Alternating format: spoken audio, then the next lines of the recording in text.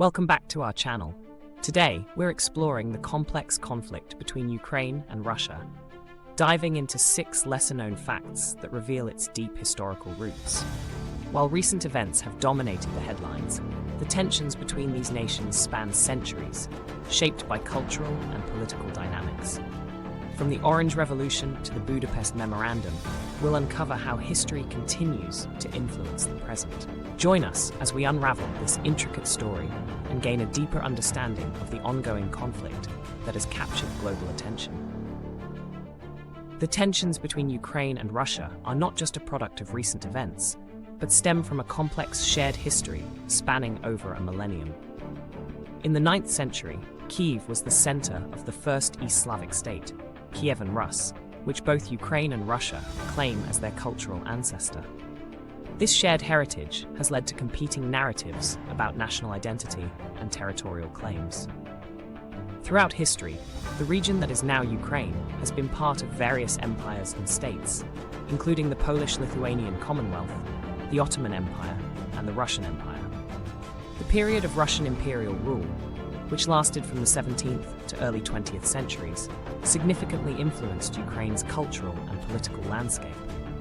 This era saw attempts to suppress Ukrainian language and culture, a policy known as Russification, which has left lasting impacts on Ukrainian-Russian relations. The Soviet era further complicated this relationship. While Ukraine was a distinct republic within the USSR, policies of collectivization, industrialization, and centralized control from Moscow had profound effects on Ukrainian society. The devastating man-made famine of 1932-33, known as the Holodomor, which killed millions of Ukrainians, remains a point of historical contention and a source of grievance against Russia. In 1994, Ukraine made a decision that would significantly impact its future security landscape. The country agreed to give up its nuclear weapons arsenal, then the third largest in the world, in exchange for security assurances from Russia, the United States, and the United Kingdom. This agreement, known as the Budapest Memorandum, promised to respect Ukraine's sovereignty and territorial integrity. At the time, this was seen as a major step towards global nuclear disarmament and a way to ensure stability in post-Soviet Eastern Europe. Ukraine surrendered about 1,900 strategic nuclear warheads, as well as bombers and missiles capable of delivering them. In return, the signatories pledged to respect Ukrainian independence and sovereignty within its existing borders, and to refrain from the threat or use of force against Ukraine. However, Russia's annexation of Crimea in 2014 and its full-scale invasion in 2022 have been widely interpreted as clear violations of this agreement. This has led to debates about the effectiveness of such security assurances and has influenced discussions about nuclear proliferation and disarmament worldwide. Some argue that if Ukraine had retained its nuclear arsenal, it might have deterred Russian aggression, while others maintain that the weapons would have been more of a liability than an asset. The 2004 Orange Revolution was a pivotal moment in Ukraine's post-Soviet history, marking a significant shift in the country's political landscape and its relationship with Russia. This series of protests and political events followed allegations of vote rigging in the presidential election between pro-Russian candidate Viktor Yanukovych and pro-Western Viktor Yushchenko. The revolution began when official results showed Yanukovych winning, despite exit polls indicating a clear victory for Yushchenko.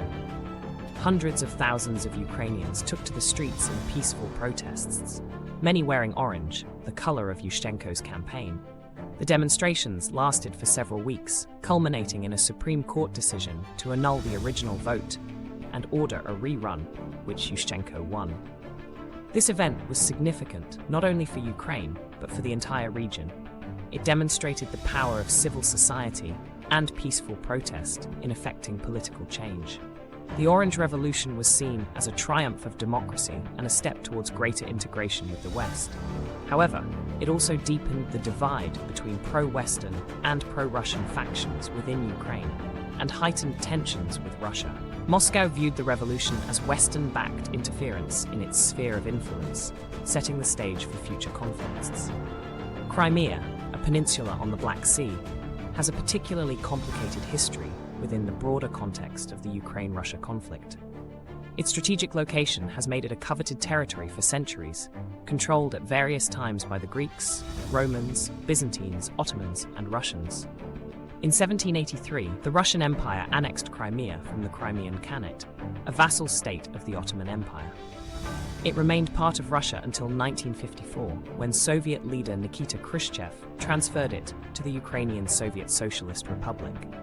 This transfer was largely symbolic at the time, as both Russia and Ukraine were part of the Soviet Union. However, it became a significant issue after the USSR's collapse in 1991, when Crimea became part of independent Ukraine. The peninsula has a diverse population, with ethnic Russians forming the majority, followed by Ukrainians and Crimean Tatars. The Crimean Tatars, the peninsula's indigenous people, have a particularly tragic history, having been deported en masse to Central Asia by Stalin in 1944, only returning in large numbers in the 1980s and 1990s. In 2014, following the Euromaidan protests in Ukraine, Russia annexed Crimea in a move widely condemned by the international community. This action, justified by Russia as protecting the rights of ethnic Russians, marked a major escalation in tensions between the two countries and set the stage for the broader conflict that would unfold in the following years. Language has played a significant and complex role in the tensions between Ukraine and Russia. While Ukrainian is the official state language, Russian is widely spoken, especially in eastern and southern Ukraine. This linguistic divide often correlates with political orientations, with Russian speakers generally being more pro-Russian and Ukrainian speakers more pro-Western. Although this is an oversimplification of a nuanced situation. The status of the Russian language in Ukraine has been a contentious political issue since independence. Various language laws have been enacted over the years, attempting to balance the promotion of Ukrainian as the state language with the rights of Russian speakers. In 2012, a law was passed giving regional languages, including Russian, official status in areas where they were spoken by at least 10% of the population. This law was later repealed in 2014, a move that was criticized by Russia and some Ukrainians. Russia has often used the protection of Russian-speaking populations as justification for its actions in Ukraine. This narrative has been particularly prominent in the eastern Donbas region, where pro-Russian separatists have been fighting Ukrainian forces since 2014. However, many Russian-speaking Ukrainians reject this narrative and identify strongly with the Ukrainian state. The language issue reflects deeper questions about national identity, cultural affiliation, and political loyalty. It highlights the complex historical and cultural ties between the two countries and the challenges of nation-building in a diverse, post-Soviet context. Alongside the physical conflict, there's been an intense and ongoing information war between Ukraine and Russia, with global implications. This aspect of the conflict involves extensive propaganda, disinformation campaigns, and cyber warfare influencing public opinion and political responses worldwide. Russia has been accused of running sophisticated disinformation operations, using state-controlled media, social media platforms, and networks of bots and trolls to spread its narrative of events. These efforts often aim to sow confusion, undermine trust in Western institutions, and justify Russian actions. For instance, Russian media has consistently referred to the conflict as a special military operation rather than a war or invasion.